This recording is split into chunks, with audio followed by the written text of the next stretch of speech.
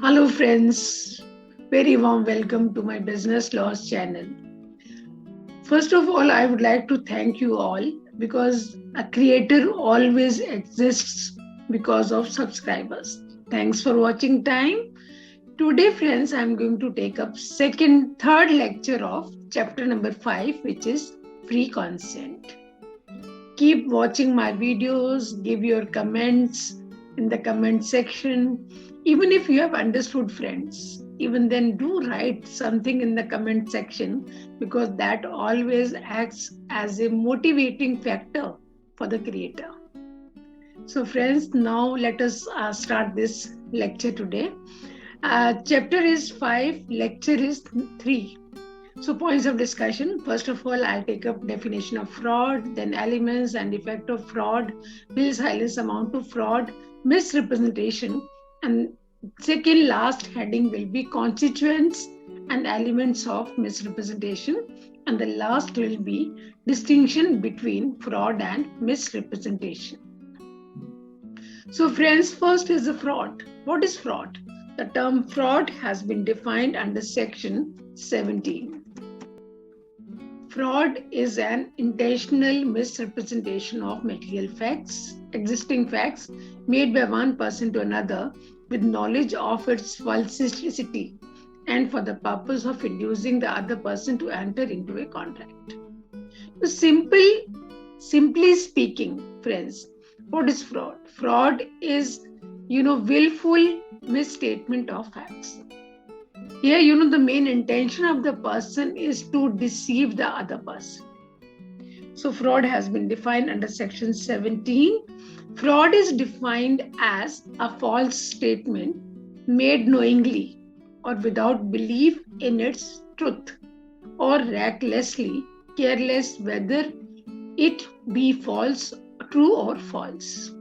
So, this definition has been given in the leading case of Dairy versus Pick. So according to section 17, fraud means and includes any of the following acts committed by a party to a contract or with his connivance or by his agent or with intent to deceive another party thereto or his agent or to induce him to enter into a contract. Friends, the basic intention of such person is to cheat the other person, to deceive the other person. So fraud is always committed with the intention of cheating the other person. Person knows the statement is incorrect. Even then, that statement is given by the person. So there are certain acts which have been prescribed under section 17. And commission of any of those acts will amount to fraud. So let us know now which are these acts. Very first point is, friends, the suggestion as or effect of that which is not true by one who does not believe it to be true. Any false statement with believing it to be true is fraud. Person knows the statement is wrong. Pick versus Gurney is a very important leading case regarding this fraud. In this case law, friends, the prospectus of a company did not refer to the existence of a document disclosing liabilities. So the liabilities were not disclosed in the document. And this gave that impression that company was prosperous. And it was held in the court of law that the suppression of true information and suggestion of false statement given by the company amounted to fraud. So suppression of true information. Even if the true information is suppressed, it is hidden, that will also amount to fraud. I hope, friends, you must have understood this case law of Pick versus Gurney. Second point is the concealment of a fact by one having knowledge of belief of the fact. Where a person conceals a material fact and it is a duty of the person to disclose it, non-disclosure on his part will constitute fraud. For example, contracts of Uberi Mai Fidai.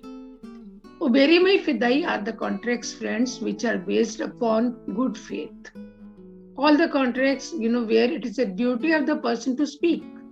These contracts are known as contracts of Uberi Mai Fidai. contract of marriage, contract of insurance, okay, contract of partnership. All these are known as the contracts of uberi mai fidai, the contracts which are based upon utmost good faith. The doctrine of caveat emptor, or the let the buyer beware, is applicable in all cases of contract of sale. Now, concealment of latent defect amounts to fraud. So friends, I would like to share with you here, defects can be of two types. One is latent, other is patent. Let me define the patent defect first. Patent defects are those defects which are visible on the ordinary examination.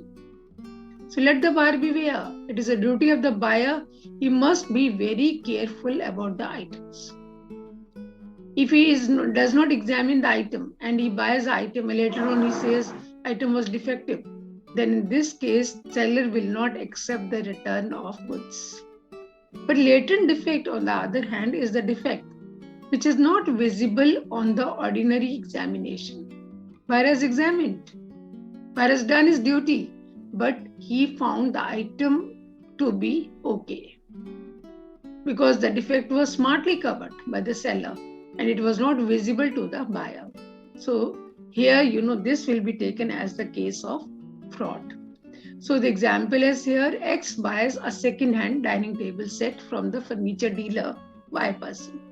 He gets it repaired and polished and gives a new look to the set. And subsequently, he agrees to sell it as a new set to Z person. In this case, X has concealed the cracks of the dining table by getting it polished. Very smartly, he has covered all the defects, cracks in the dining set. Thus, concealment of material effects of the dining table set, on his part will amount to fraud. So friends, remember, bear in mind that concealment of latent defects always amount to fraud. Now, another case law I would like to share with you, which is Ward versus Hobbs. Very important case law regarding this. H sold certain pigs to W. The pigs were sold with all faults. Remember friends, the wording is here with all faults. H knew of the fact that pigs were suffering from swine fever, but did not disclose the fact of the fever to W. It was held in the court of law. There was no fraud. Why there was no fraud? Because pigs were sold with all faults. And this was known to the buyer. So it was not taken as a case of fraud. The third is a promise made without any intention of performing it. Any promise where the person's intention is not to perform it will amount to fraud. Any example you may take, friends. A person goes to the hotel, he places the order, and then he takes the lunch, he enjoys the lunch, and without making the payment, very smartly he, slips away. This will amount to fraud because in his mind he is very clear that he is not going to make the payment. There's another case law here before you. A man and woman went through a ceremony of marriage. The husband had no intention to regard it as a real marriage. He was very clear in his mind that he is not going to marry this woman. It was held in the court of law. The consent of the wife was obtained by fraud, and the marriage was just a pretense. It was just a show off because husband had no intention to marry that lady. Now coming to the next point, which is any other act fitted to deceive. Any act, because fraud is not confined to few acts only. Any act which is undertaken by the person with the main intention of cheating or deceiving or duping the other person will amount to fraud. All tricks, which are adopted to deceive the other person, they have been covered under this clause and they will amount to fraud. Any such act or omission as the law declares it to be fraudulent. Any act. Or there's any omission also on that part. For example, this Insolvency Act, Companies Act, they have declared certain transfers to be fraudulent. Or even under Section 55 of the Transfer of Property Act, makes it obligatory for the seller to disclose the buyer all material defects in the property. For example, the roof has big cracks, or the property is subject to mortgage. That is, some liability has been created on the property. Or we say that property is subject to liability or encumbrance. But seller doesn't disclose it to the buyer. It means there is an omission on the part of seller. Seller knows this thing and he is not disclosing. This will amount to fraud. And now, friends, I have covered all the acts if they are committed, which have been specified under Section 17. This will amount to fraud. Now, I'll take up the heading, which is elements of fraud. Now, there are 5 points which I would like to cover under this heading, elements of fraud. First is, the act constituting fraud is committed by the party to the contract. Remember, friends, there are 2 parties in the contract. One is that the person who commits this act of fraud must be a party to the contract. So he must be a party to the contract. There is a case law here, Rees River Silver Mining Company versus Smith. So directors of a company issued a prospectus containing false statements. On the faith of these statements, A agreed to buy some shares from the company. Held A could avoid the contract because false statement made by the directors amounted to fraud. And directors are known as the persons belonging to the company. Now, next is the fraud must relate to any of the acts given under Section 17. So, any act which is given under Section 17, if any of those acts is committed, then that will amount to fraud. The fraud is committed upon the other party to the contract. So, fraud is committed by a person who should be a party, and it is also committed upon a person who should also be a party to the contract. In other words, any fraud committed on a stranger will not amount to fraud as per Section 17.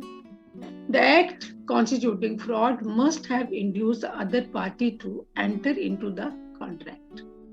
So, where a person does not rely upon the false statement made under a contract, subsequently he cannot set aside the contract on the basis of fraud.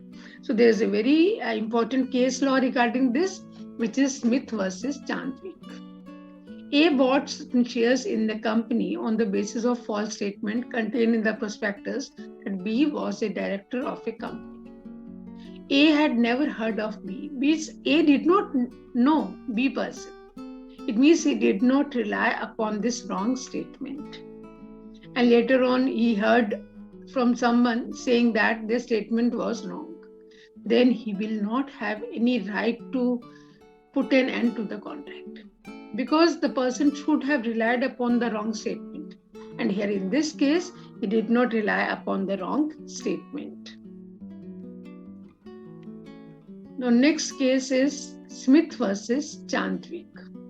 A bought shares in a company on the basis of false statement in the prospectus that B was a director of a company. A had never heard of B person. So friends, I have told you earlier, I have explained this case. A had never heard of B, and therefore the statement was immaterial from his point of view. A wanted to avoid the contract on the ground of fraud.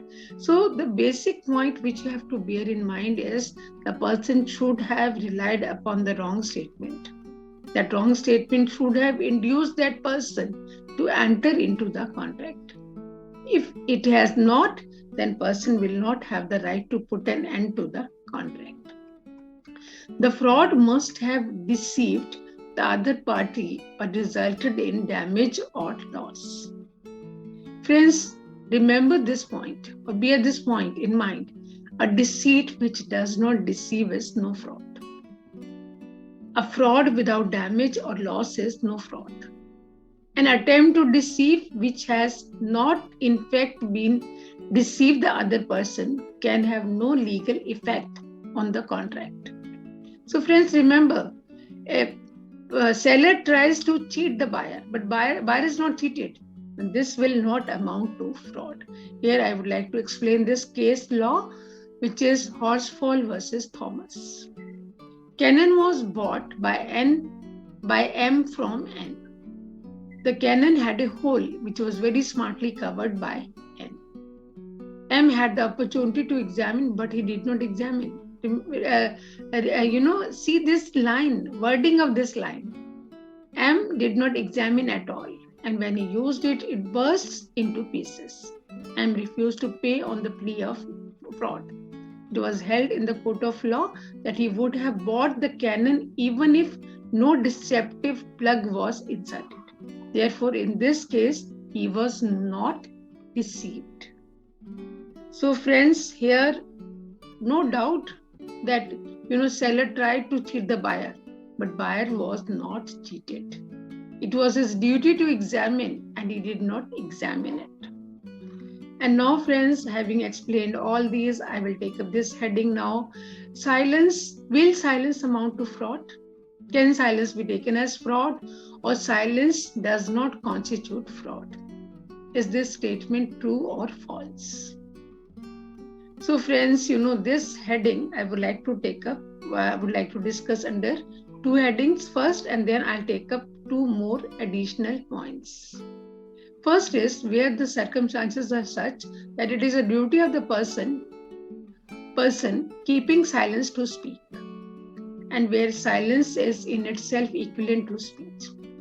If it is the duty of the person to speak and he does not speak, silence on his part will amount to fraud.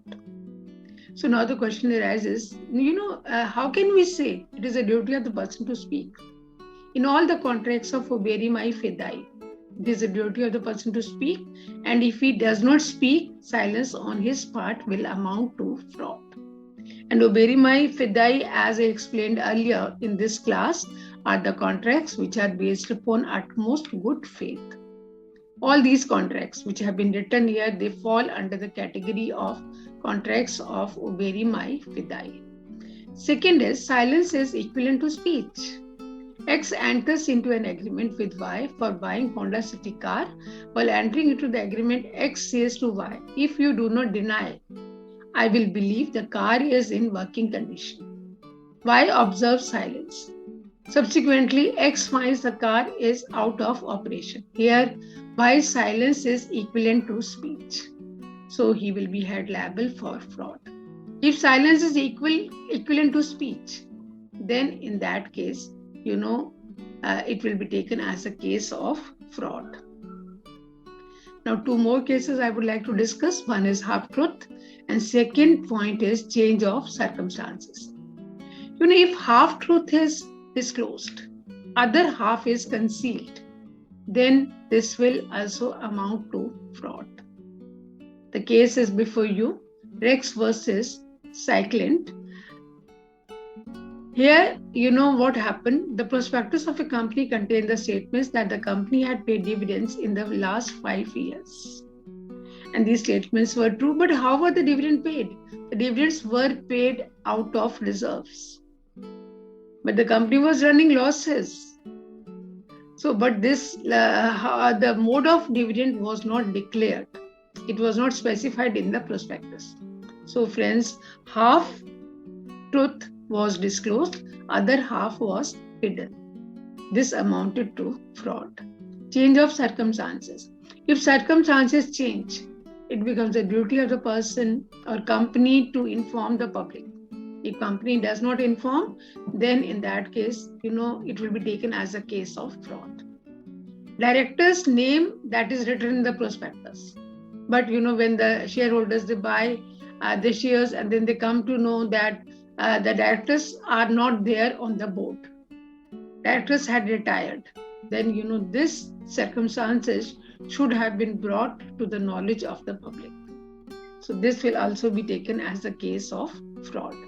So friends, silence will amount to fraud. Can silence be taken as fraud? This question I have answered under 4 headings. Duty of the person to speak, silence is equivalent to speech, then half truth, and the last point was change of circumstances. And now, friends, I would like to take up the next heading, which is what is the effect of fraud?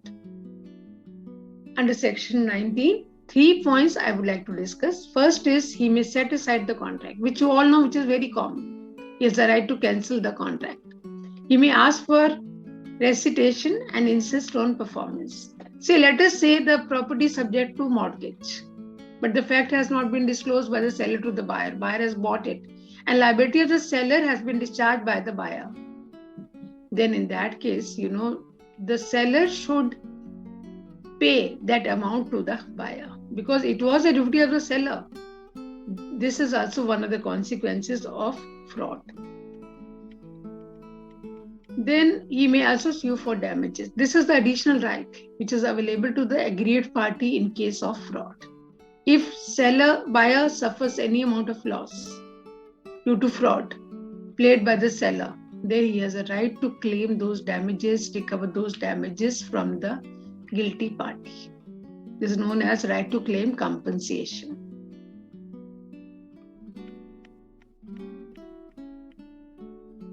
Even if, friends, the party had the right, the means of discovering truth, then if the party had the means of discovering truth, even then, the right to put an end to the contract will be available to the party. Here, in this example, the student has not written the marks, but college knows the marks. The college can collect this information from the office. So here, friends, the college could get the marks of the student in the first year from the administrative office of the college. If the college had the means of discovering truth, but the college did not discover the truth, then this will be taken as a case of fraud. And now, friends, I'll talk about misrepresentation. Misrepresentation is a false statement of fact made innocently or non-disclosure of material fact without any intention to deceive the other party. Friends, here also the wrong statement is given, but the basic difference between the fraud and misrepresentation is that of intention. Yet there is no intention to cheat the other party. Innocently, the wrong statements are stated innocently in case of misrepresentation. Now, definition of misrepresentation has been laid down under section 18. I will take up 3 points, and these 3 points, with the help of example, will clarify the meaning of the term misrepresentation. First is the positive assertion. Some positive statement is made by one person before another. As the example is before you, X says to Y that mileage of his Honda City car model is 6,000 kilometers. X believes this information to be true, and then he purchases that car from him, and he finds the actual mileage of the car is 8,000 kilometers. But there was no wrong statement, though, because the owner was under the impression that mileage is 6,000 kilometers. But he told him that it is 6,000, but it was 8,000. So there is misrepresentation by positive assertion of facts, and Y will be entitled to avoid the contract. Second is a breach of duty. In all the contexts of obeying my fidei, if the breach of duty is committed, like in contract of insurance or in any contract, then in that case also, we'll say that will be taken as the case of misrepresentation. So in case of fraud also, you have studied obeying my contracts are based upon good faith, but the basic difference is that of intention. Their party's intention is to cheat the other person, but here, the wrong statements are given innocently. A person doesn't know it is his duty. Okay, he is not aware. So that will amount to misrepresentation because he is not doing it intentionally, causing mistake about the subject matter.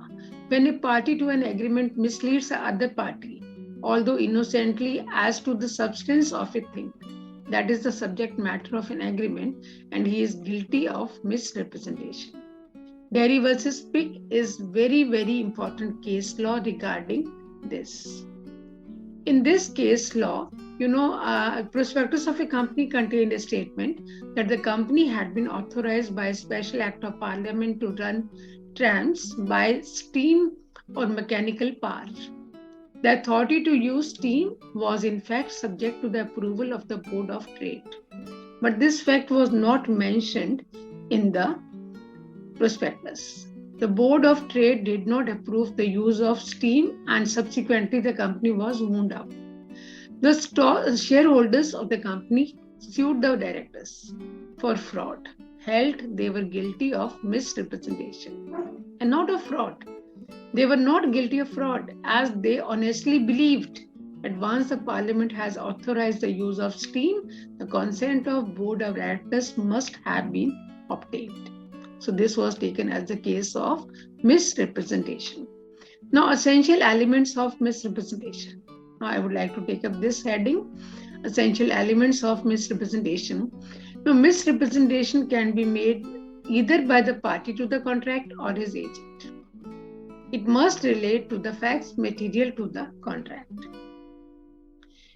It must be such which the party making the assertion believes it to be true.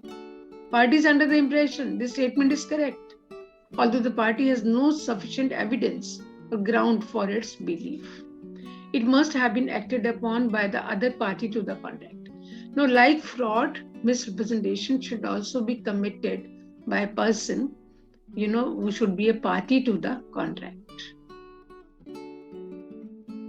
Then it must be made innocently without the intention of deceiving the other party. Now here the intention is the basic point of distinction between the two. Now, effects of misrepresentation. He may rescind the contract, or he may request that he should be put in the same position. Distinction between fraud and misrepresentation is the last heading which I would like to cover. There are 7 to 8 points of distinction which I would like to discuss in the T form. First is the intention. False statement is made deliberately with an intention to fraud. That is very clear, friends. Every time I have been talking about intention. Intention to cheat, deceive in case of fraud, but there is no intention to cheat in case of misrepresentation. Right to claim damages is available in case of fraud because fraud is a crime, but it is not available in case of misrepresentation. Then belief. Party making the wrong statement does not believe in its truth. Party knows a statement is wrong, even then the wrong statement is given. Party making the false statement believes in its truth. Party is under the impression that this statement is correct, true statement. That is why it is given. Then defense available. No, defense available is right to avoid the contract. In case of misrepresentation, defense is not available to the aggrieved party. If the party had the means of discovering truth with ordinary diligence, then the party's right to put an end to the contract is lost. But this defense is still available to the aggrieved party in case of fraud. I have taken the example of director. Say A is not a director of the company, but his name is written in the prospectus. B and A are good friends.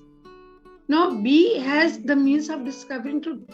B can contact A and find out easily that whether you are a director of the company or not.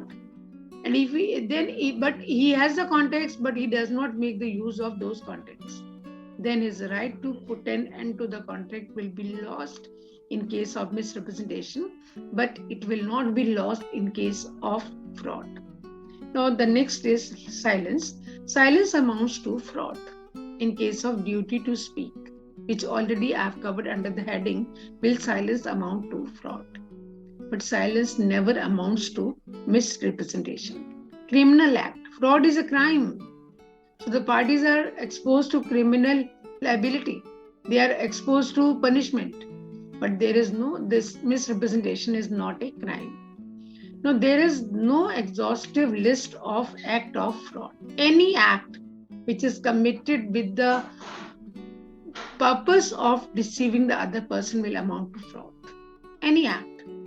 But misrepresentation is confined to limited acts only. So friends, these are the various points of distinction between fraud and misrepresentation. So I hope you must have understood the content. So this is all from my side. Thank you all.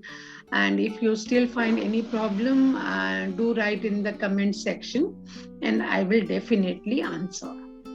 So friends, do like my videos, do subscribe to my channel, because a creator always exists because of subscribers.